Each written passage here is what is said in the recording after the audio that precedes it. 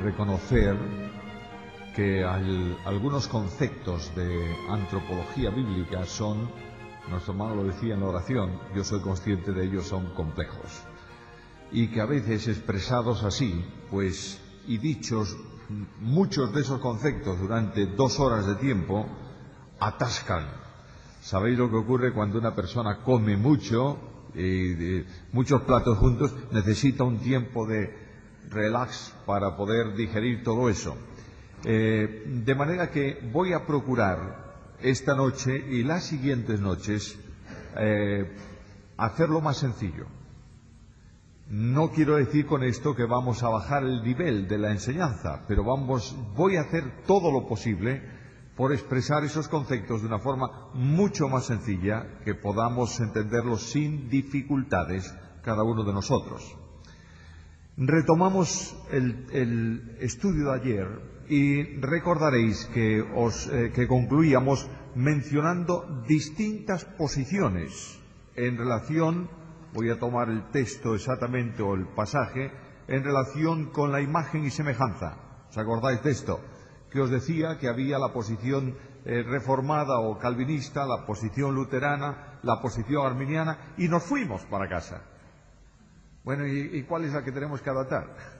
Porque 3 posiciones está bien que las conozcamos, pero ¿cuál debemos adoptar? Bueno, yo creo que la posición bíblica más consonante con la enseñanza en cuanto a imagen y semejanza es la posición calvinista moderada o reformada moderada. Se resume de una forma simple.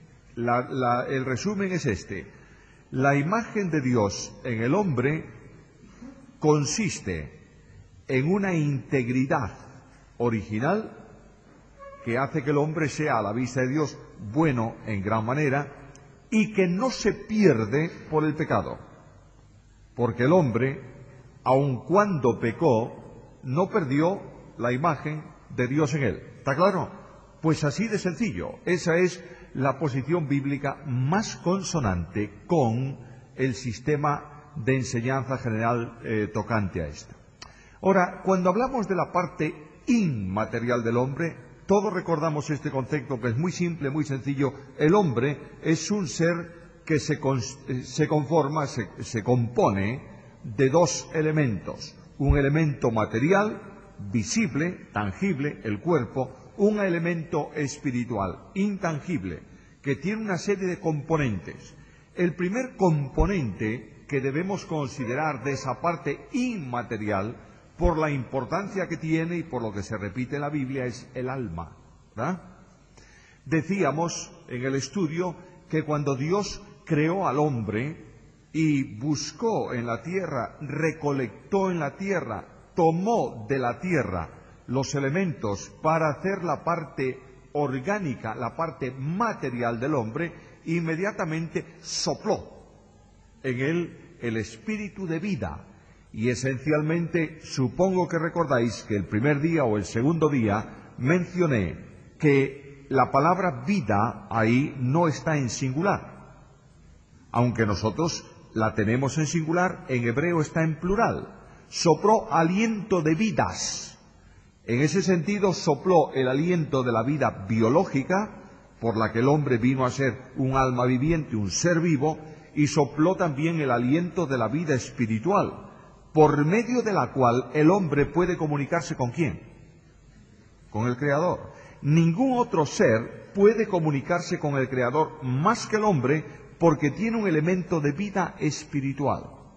No significa que esa vida se interrumpa o no, ese es otro asunto que tiene que ver con el pecado, pero tiene vida espiritual.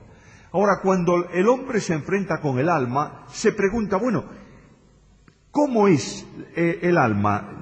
¿Cuál es el origen del alma? También voy a hacer muy simple esto, porque el origen... A ver si hago aquí un paréntesis, voy a hacer unos cuantos paréntesis hoy. La teología toma mucho de la filosofía para expresar verdades. A veces los creyentes decimos que la filosofía es mala.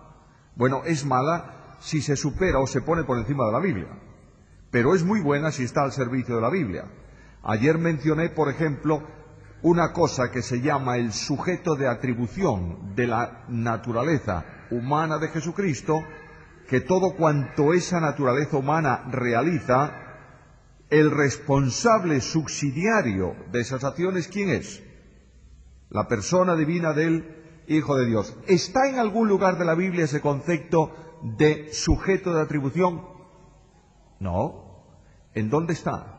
En la filosofía del pensamiento, que se pone al servicio de la Escritura para elaborar algo que subyace ahí, pero que hay que expresarlo de alguna manera. ¿Está claro esto? Ahora, cuando se estudia el origen del alma, la gente inmediatamente, los teólogos se preguntan, ¿de dónde viene el alma? ¿Se creó una sola alma que se transmite a otra? ¿Se crean muchas almas? ¿Existieron antes?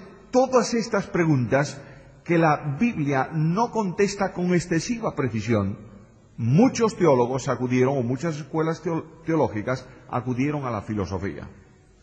Esencialmente el pensamiento sobre el origen del alma es de esta manera. Primero, los que creen en una preexistencia del alma.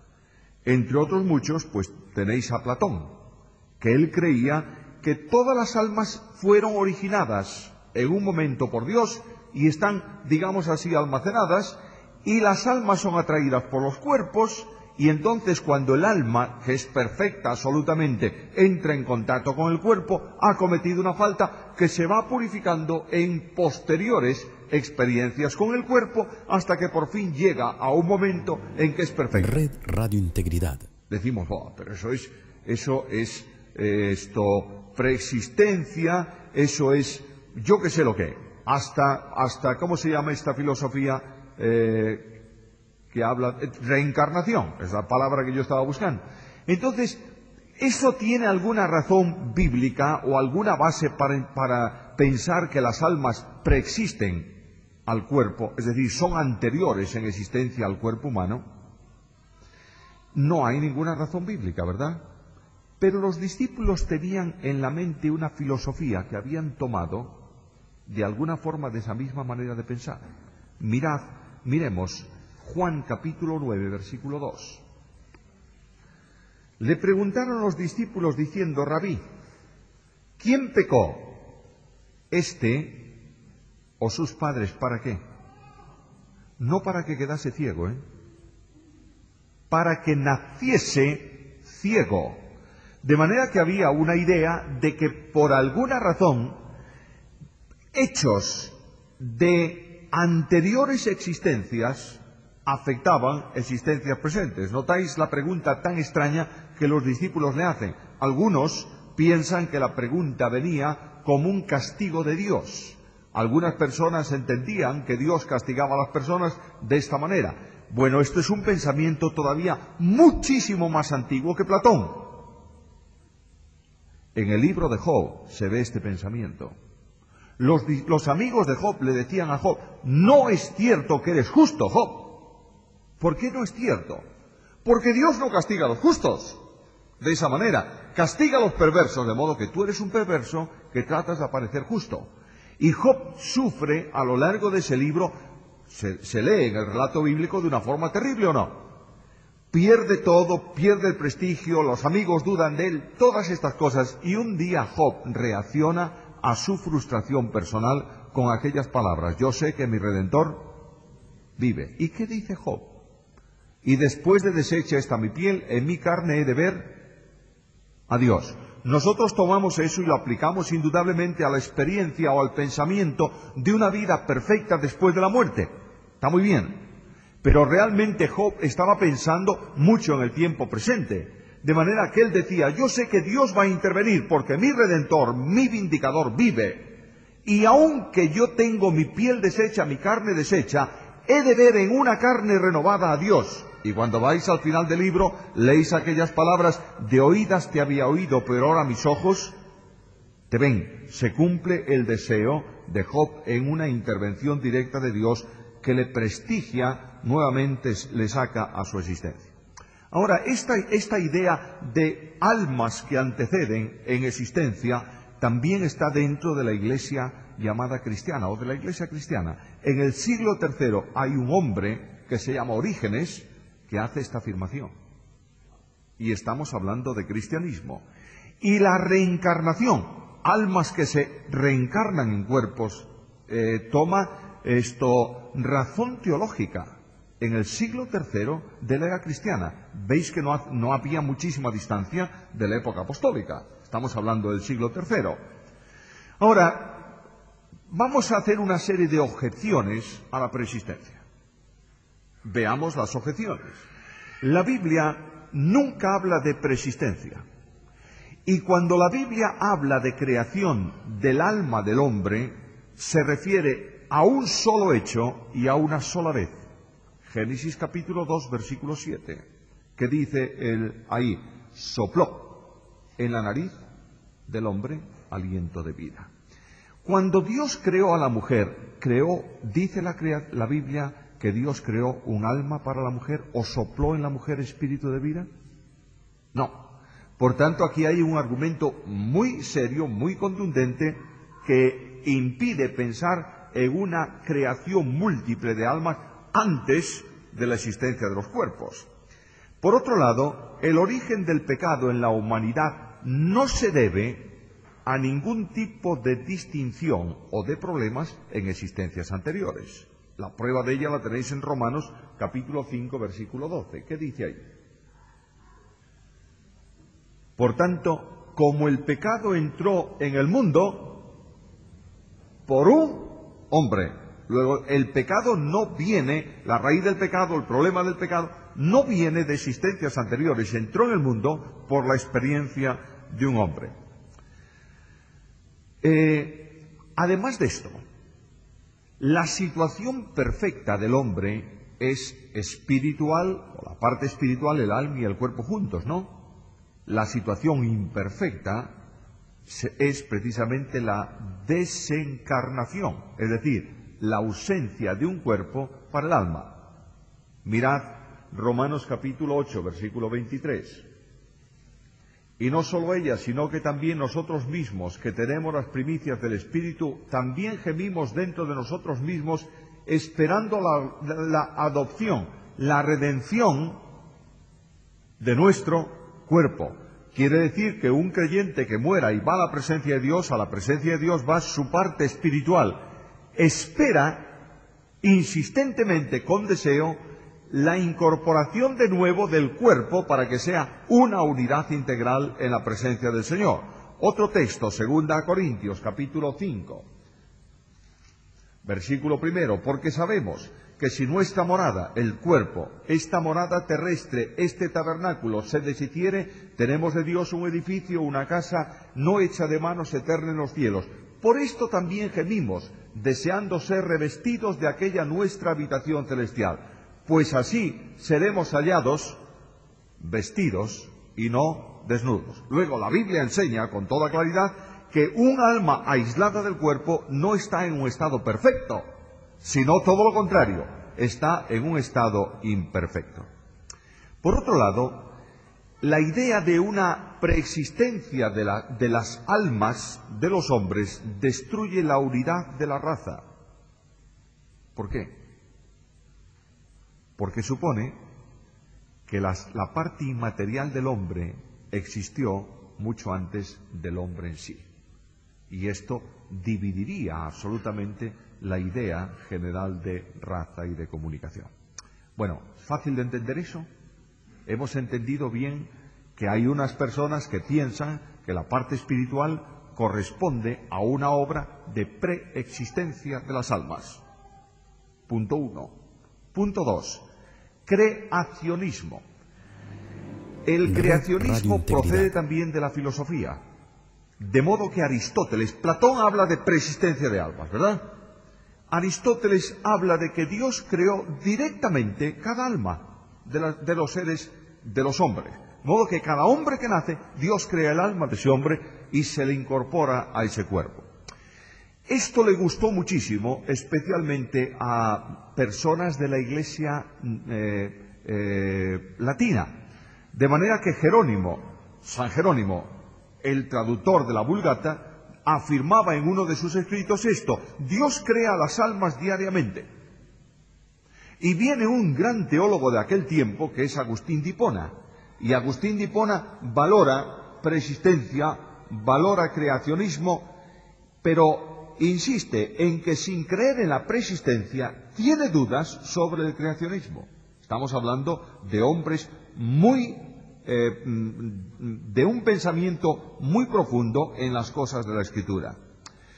Ahora, esta idea de creacionismo, entendemos lo que es el creacionismo. Dios crea un alma para cada cuerpo que se concibe. Cada hombre que nace, Dios crea el alma, le da el alma al hombre, etcétera, etcétera. Esta idea de creacionismo entra directísimamente en la teología católica, especialmente por Tomás de Aquino. Y Tomás de Aquino afirmaba que el alma intelectual se transmite por vía de generación. Es decir, la inteligencia humana la recibimos de nuestros padres, pero la parte espiritual que tiene que ver con la relación con Dios, etcétera, etcétera, no es por generación, sino por creación. De manera que Pío XII, un papa muy reciente en la historia de la Iglesia, hace una afirmación, la leo literalmente de una de sus encíclicas: la fe católica, mirad lo que dice, fe católica, no dice fe bíblica, es muy interesante eso. La fe católica obliga a afirmar que las almas son creadas por Dios inmediatamente. Y ahora llega la Reforma. La Reforma es anterior a Pío XII, pero llega la Reforma. ¿Y qué dicen los reformadores? Bueno, los reformadores no le prestan mucha atención a este asunto, porque el problema de los reformadores, lo veíamos ayer, era justificación por la fe, seguridad de salvación, etcétera, etcétera. De manera que como no tienen mucho que pensar sobre aquello, no piensan tanto en esto. Y Calvino sostuvo, yo creo que por tradición, la idea de creacionismo. De manera que ya tenemos dos elementos. Unos piensan que las almas anteceden, que Dios creó almas, y ahora cada cuerpo tiene una. Otros, que Dios crea las almas en el momento del cuerpo. Otros favorecen la idea que se llama traducianismo. Qué palabrota. Significa algo muy sencillo. El alma de la persona se transmite de sus padres. De manera que el padre transmite al hijo, tanto el padre como la madre, el hombre transmite al hijo lo que tiene que ver con el cuerpo y lo que tiene que ver con el alma. Ahora, antes de entrar ahí, me olvidaba de daros algunos argumentos bíblicos en relación con el creacionismo, algo que favorece el creacionismo y luego algo que critica el creacionismo. Algo que lo favorece, Eclesiastés capítulo 12, versículo 7. Red Radio Integridad. El polvo vuelve a la tierra como era y el espíritu vuela a Dios que lo dio. En este sentido, algunos piensan que ese espíritu que Dios dio a ese cuerpo, lo retoma nuevamente Dios para darlo a otro cuerpo nuevo. Otro texto, Isaías 57, 16. Porque no contenderé para siempre, ni para siempre me enojaré, pues decaería ante mí el espíritu y las almas que yo he creado. Bueno, veíamos estos días atrás que la palabra almas en el Antiguo Testamento no se refiere siempre a la parte inmaterial, se refiere a la persona en sí, al hombre en sí. Una cita, hay más, pero voy a tomar solamente una del Nuevo Testamento que algunos creen que es muy contundente en este sentido. Está en la carta a los Hebreos, capítulo 12 y versículo 9.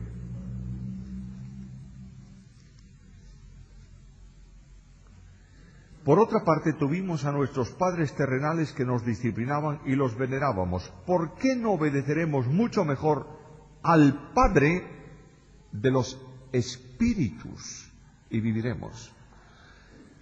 Y claro está, este texto dice, ¿ves? Dios es el Padre de los espíritus, la parte espiritual del hombre. Bien, espíritu no solamente tiene que ver con una parte del individuo, sino que hay una forma de expresión del lenguaje, una típica forma de expresar el lenguaje, que es tomar el todo por la parte, o el continente por el contenido.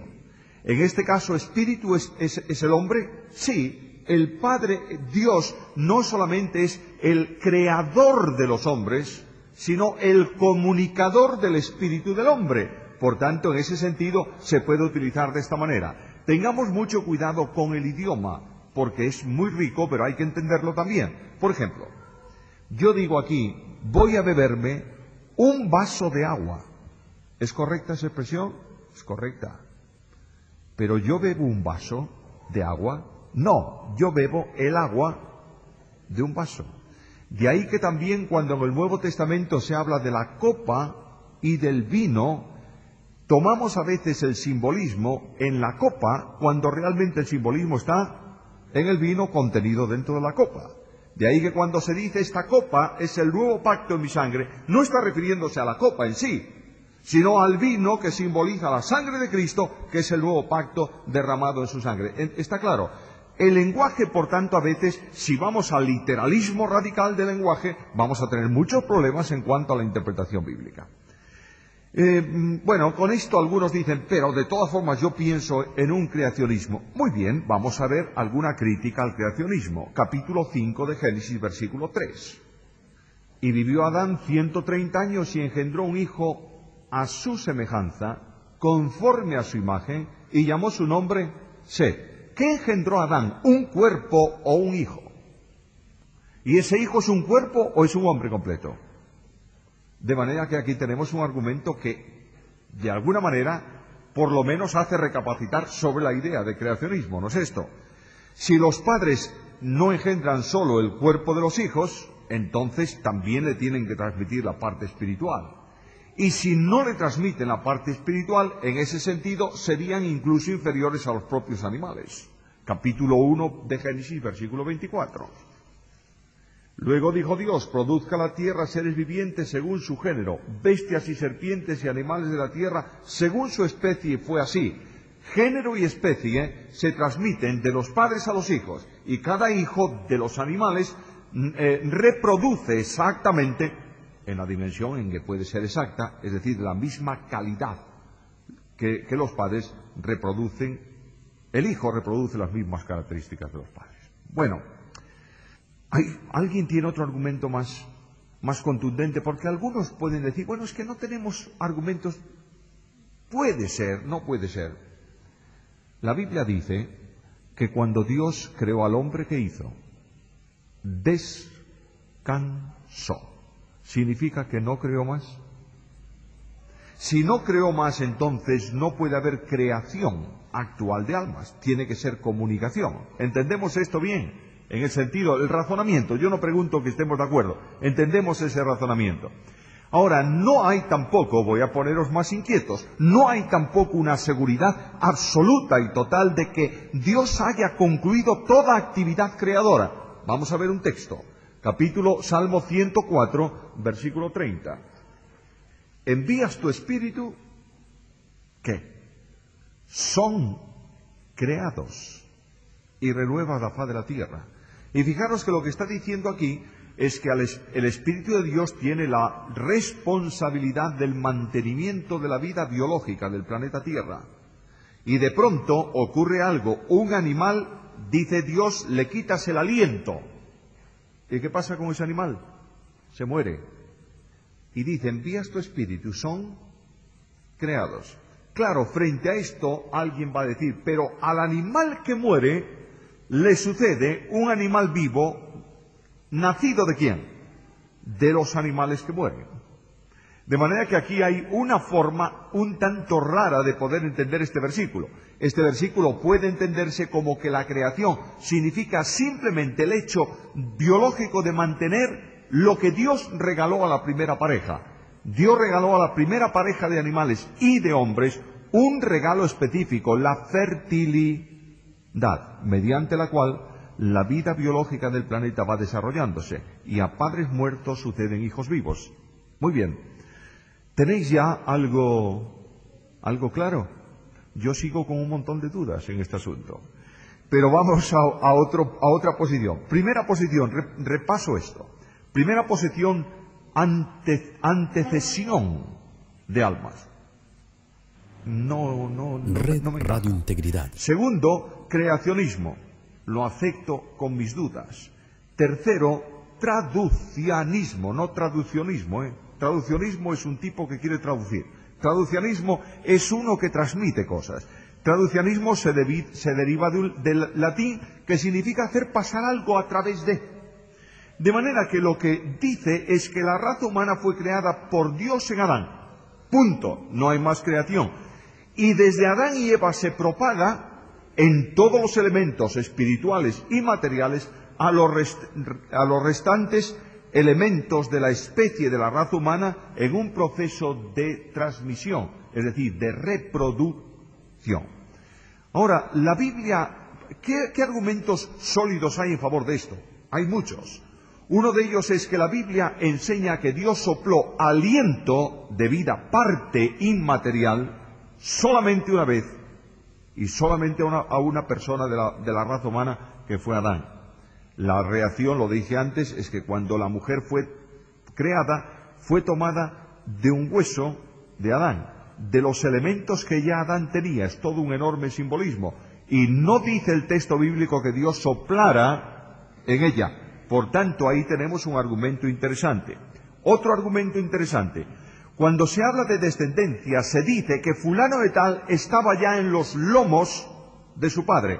Por ejemplo, cuando el escritor de los Hebreos hace un argumento sumamente especulativo, diría yo, pero basado en esto, dice que Leví pagó diezmos en Abraham a Melquisedec. Por tanto, el que paga los diezmos es siempre inferior al que los recibe. ¿Por qué? Porque según el concepto bíblico, Leví estaba en Abraham.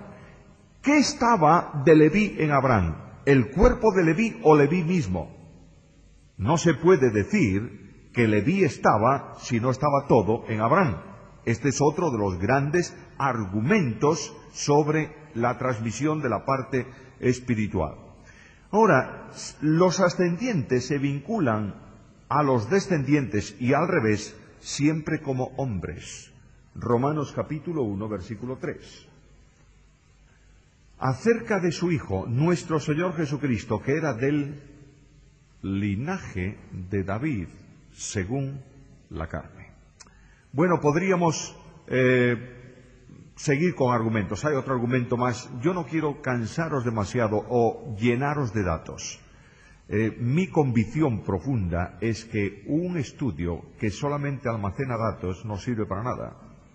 Tiene que producir efectos en la vida de la persona. Vamos allá con otro dato solo y dejo ese punto. En Hechos capítulo 17 dice que Dios hizo toda la raza de los hombres de un solo hombre. Es decir, desde Adán, todos los hombres han sido las consecuencias que los hombres tienen hoy, todas ellas derivan del hecho de un hombre y toda la raza procede del mismo hombre. Bueno, casi nos animamos, yo casi me animo a creer en el traducianismo, en la transmisión de los dos elementos material e inmaterial. Pero hay objeciones, seguro. Si hablamos con un creacionista va a tener objeciones. Una de ellas dice que la transmisión de la parte espiritual del hombre es un problema, porque la parte espiritual del hombre es esencialmente pura, no admite división. Por tanto, ¿quién transmite esa parte espiritual? ¿El padre o la madre? Segundo, ¿cómo puede una parte, si son los dos, cómo puede dos elementos distintos producir un elemento simple? ¿Estáis siguiendo el argumento? No, padre. Volvamos a él. El alma, la parte espiritual del hombre, es un elemento único, simple, indivisible. Es de una sola sustancia, es algo espiritual, ¿no es esto? Ahí está claro el concepto. Bien. El padre tiene el mismo elemento, la madre tiene el mismo elemento. La fusión de los dos en la relación íntima produce un nuevo ser, que es complejo en la parte orgánica, pero sigue siendo simple en la parte espiritual. ¿Cómo pueden dos partes compuestas producir una simple. Filosofía. Pues sí, filosofía, pero te hace razonar, te hace pensar. Otra cuestión que exige, ellos dicen, que después de la creación original, Dios solo obra mediatamente. ¿Qué es mediata? Es mediante algo. Es decir, después de la creación original, la parte espiritual se transmite no por Dios, sino por medio de los padres aquí en la tierra. Por otro lado dice, mira, si eso es verdad, el alma humana de Jesús vendría contaminada por el pecado. He leído este argumento un montón de veces. Lamentablemente, quien dice esto no entiende la cristología. Porque la parte espiritual humana de Jesús, lo mismo que la parte material, es santísima en razón de la presencia santificadora de la persona segunda de la deidad en esa humanidad. ¿Está claro? Luego, la transmisión da lo mismo que sea de padre y madre, de madre sola, de padre solo no, pero de madre sola, da lo mismo en el sentido de que quien hace santo, absolutamente santo, santísimo, más sublime que los cielos, a Jesús de Nazaret, no es la humanidad de Jesús concebida por el Espíritu Santo, sino la segunda persona de la deidad que sustenta la humanidad del Señor. ¿Está claro? Jesucristo, eso tiene que ver con un asunto muy complejo de la cristología que se llama la unión hipostática. Muy bien. Interesante el tema. Teoría existencial. Como siempre, cuando tú te encuentras con dos elementos, creacionismo, traducianismo. Creacionismo, Dios crea un alma para cada cuerpo. Traducianismo, creó una sola que se transmite.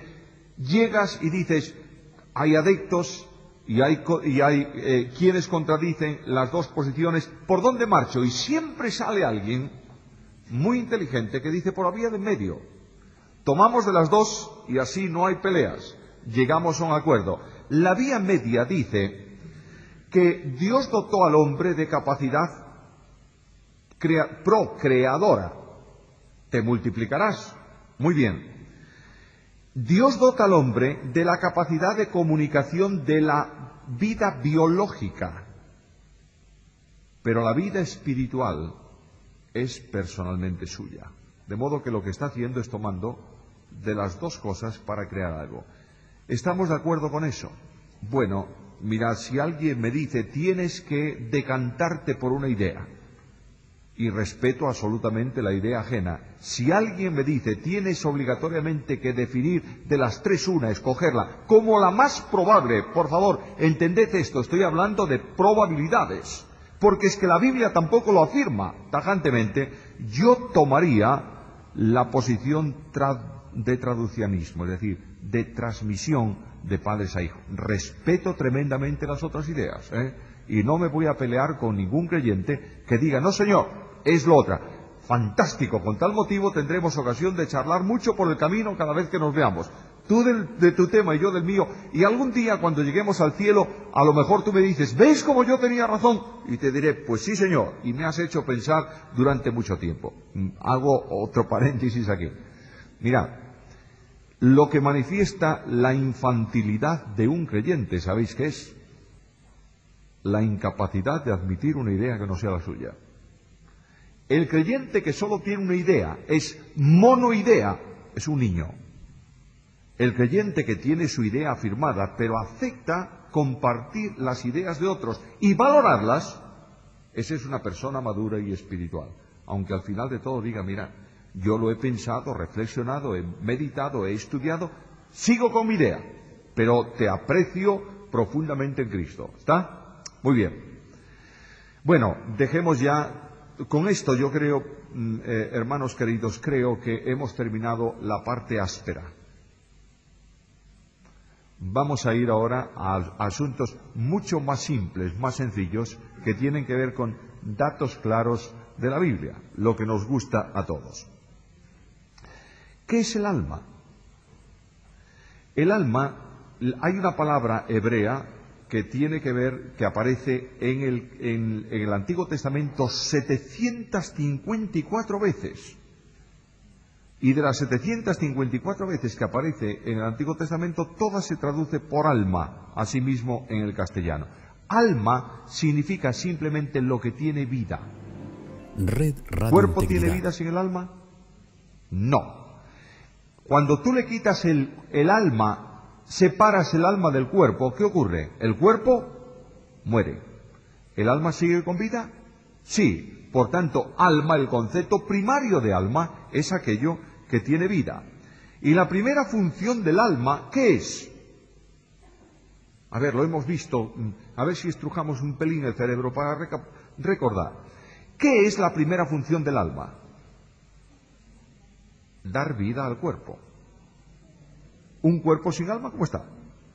Muerto. Si el alma es la que tiene vida, por tanto, y es una vida perpetua la del alma, por tanto, la función número uno del alma es dar vida al cuerpo. Y aquí lo tenéis en la Biblia. Vamos a buscar un texto, segundo libro de Samuel, segundo de Samuel, capítulo 1, versículo 9. 1:9. Y me volvió a decir, te ruego que te pongas sobre mí y me mates, porque se ha apoderado de mí la angustia, pues mi vida está aún toda en mí. Está refiriéndose a la muerte del cuerpo. Lo que está diciendo es que cuando el alma se separe, tengo el alma enteramente en mí. ¿Qué quiero? Para morirme, ¿qué tienes que hacer? Liberarme de ella. Toda la vida está todavía en mí. Ahora, cuando el hombre muere, se separa el alma del cuerpo, y el alma, la parte espiritual, es exhalada. Capítulo 35 de Génesis y versículo 18. Y aconteció que al salírsele el alma, y que dice, Moisés pone un paréntesis ahí, y después murió. Luego, cuando el alma sale, el cuerpo muere, se produce la muerte física del hombre. De manera que la primera cuestión, el primer elemento del alma es comunicar la vida. Entonces, si esto es así, si el alma comunica la vida, el alma también es el lugar donde radican los sentimientos, las pasiones, la ciencia y la voluntad. Ninguna de esas cosas están en el cuerpo. ¿Entendemos esto? El cuerpo expresa pasiones, el cuerpo expresa sentimientos, recibe sensaciones, pero un médico nos diría con toda claridad que cuando tú te quemas un dedo, ese dedo que se ha quemado, lo digo burdamente, no científicamente, transmite el dolor ¿a dónde? ¿Y tú sientes por qué? Porque el cerebro está en contacto contigo. Luego no estamos hablando de claro, me diréis, pero el cerebro es una parte orgánica del cuerpo. Bueno, pero hay una serie de terminaciones nerviosas y de cosas por ahí. Me seguiré diciendo eso del cuerpo. Está bien, dejémoslo ahí. Lo único que quiero deciros es que los elementos de la parte espiritual son los que tienen que ver con sensibilidades, no con sentimientos o con comunicación de dolor y cosas así. El alma tiene la sensibilidad espiritual para la ciencia, para la voluntad y para todo esto. Bueno, busquemos un texto, Génesis 28:8. Hay muchísimos textos ahí, los que tengáis las notas, por favor, en vuestra casa le dais un buen repaso al asunto. Del libro de Génesis, capítulo 34, versículo 3. Pero su alma se apegó a Dina, la hija de Lea, y se enamoró de la joven y habló al corazón. ¿Está hablando de parte espiritual o de parte material aquí? De parte espiritual. Y le habla al corazón. No se puede referir a la víscera que tenemos aquí adentro. Tú le puedes hablar a ese corazón todo el día y toda la noche que no se entera de nada, por muy bien que esté ese corazón. Le está hablando a la parte que alberga los sentimientos. Y el amor no es química, como por ahí dicen. Hay una parte espiritual que funciona a la que se le puede hablar. Se enamoró, le habló al corazón. Capítulo voy a saltarme unas cuantas citas aquí. Salmo 6 y versículo 4. Vuélvete, oh Jehová, libra mi alma, sálvame por tu misericordia. Aquí está hablando de la parte de la vida y está hablando del alma. No está hablando libra mi cuerpo, porque no valdría para nada. Sálvame íntegramente. Alma aquí pudiera utilizarse también como sinónimo de persona, pero aquí hay una expresión íntima del alma de este hombre que pide a Dios por sentimientos que no se albergan en el cuerpo, sino en la parte espiritual. Cantares 1:6, vamos a ver qué dice ese texto de Cantares. No reparéis en que soy morena, porque el sol me miró, los hijos de mi madre se airaron contra mí, me pusieron a guardar las viñas, mi viña que era mía no guardé. Está hablando de sentimientos que tienen los hijos de esta mujer contra esta mujer del Cantar de los Cantares. He seleccionado unos cuantos textos así para que simplemente tengamos idea de que el principio básico donde radican los sentimientos es el alma. Ahora, en el Nuevo Testamento, el alma es la parte invisible del hombre. Fijaros, a ver si puedo explicar esto de otra manera. Antiguo Testamento, casi siempre alma es la residencia de afectos. ¿Hemos visto? Así de sencillo. Vamos a acordarnos de eso. Nuevo Testamento, alma es la parte espiritual en contraste con la parte orgánica, que en la parte material o orgánica del hombre el Nuevo Testamento llama carne y sangre. Por una razón, porque en el Antiguo Testamento se dice que la vida estaba en la sangre, de modo que la vida del hombre orgánicamente tiene que ver con carne y sangre. Ahora, Colosenses capítulo 2, versículo 5. Porque aunque estoy ausente en cuerpo, no obstante en espíritu estoy con vosotros, gozándome y mirando vuestro bien, vuestro buen orden y la firmeza de vuestra fe en Cristo. Alma aquí tiene que ver con una parte espiritual. ¿Dónde está Pablo? ¿Pablo está en Colosas? No. Pero la parte espiritual de Pablo estaba en contacto con los colosenses, gozándose en el bien hacer de los colosenses. ¿Notáis la diferencia tan grande que hay en este sentido entre la parte orgánica y la parte espiritual? Primera Corintios capítulo 5, versículo 5. Ese es el caso de la excomunión de aquel hombre perverso de la iglesia en Corinto, y mirad lo que dice Pablo. Primera Corintios 5:5. El tal sea, bueno, leemos el 4, porque en el nombre de nuestro Señor Jesucristo, reunidos vosotros y mi espíritu con el poder de nuestro Señor Jesucristo. La parte espiritual de Pablo, el espíritu de Pablo, la parte inmaterial de Pablo, se identificaba, aunque su cuerpo estaba lejos, se identificaba con lo que se estaba desarrollando en aquella reunión. ¿Quiere decir que Pablo se disgregaba? ¿Que el espíritu de Pablo se iba para allí y el cuerpo de Pablo quedaba en otro lado? No, porque en el momento en que la parte espiritual sale de la vivencia con la parte material, ¿qué ocurre? Muere la persona. Pero lo que está hablando es del sentimiento de Pablo, de la inteligencia de Pablo, de la voluntad de Pablo, de los deseos de Pablo, que radican ¿en qué lugar? En el espíritu, en el alma, ¿está claro? No dice Pablo mi cuerpo con vosotros, no dice eso, está diciendo mi alma, mi espíritu con vosotros, identificados con vosotros en ese sentido. Red Radio Integridad. Primera carta a Corintios, capítulo 2, versículo 1. Así que, hermanos, cuando fui a vosotros para anunciaros el testimonio de Dios, no fui con excelencia de palabras o de sabiduría. Tiene que ver este asunto con la parte íntima del hombre que recibe un mensaje orientado hacia la sabiduría. En este caso, Pablo no habla con la sabiduría de los hombres, con la lógica de los hombres. Otra referencia al centro de la personalidad íntima del individuo. El Evangelio apunta al conocimiento espiritual del hombre, no a las experiencias orgánicas del hombre. ¿Tenemos clara esta distinción? Aquí está hablando, por tanto, de la parte inmaterial. Ahora, en el alma se asienta nuestro yo. porque es nuestra propia vida y nuestro propio egoísmo personal. Las pasiones descansan en la parte anímica del individuo. Así que ese gran yo, cuando Pablo dice, con Cristo estoy juntamente crucificado y ya no vivo yo, tiene que ver con una experiencia espiritual que ocurre, que se produce en la vida de todo pecador y que sustituye al gran yo del hombre por el infinito tú de Dios. ¿Me entendisteis lo que dije? Si no se me entiende, por favor, pregunten. No quede nadie sin entender esto. El hombre, debido al egoísmo propio que radica en el pecado y radica en su parte espiritual, lo más importante para el hombre, ¿quién es? El mismo.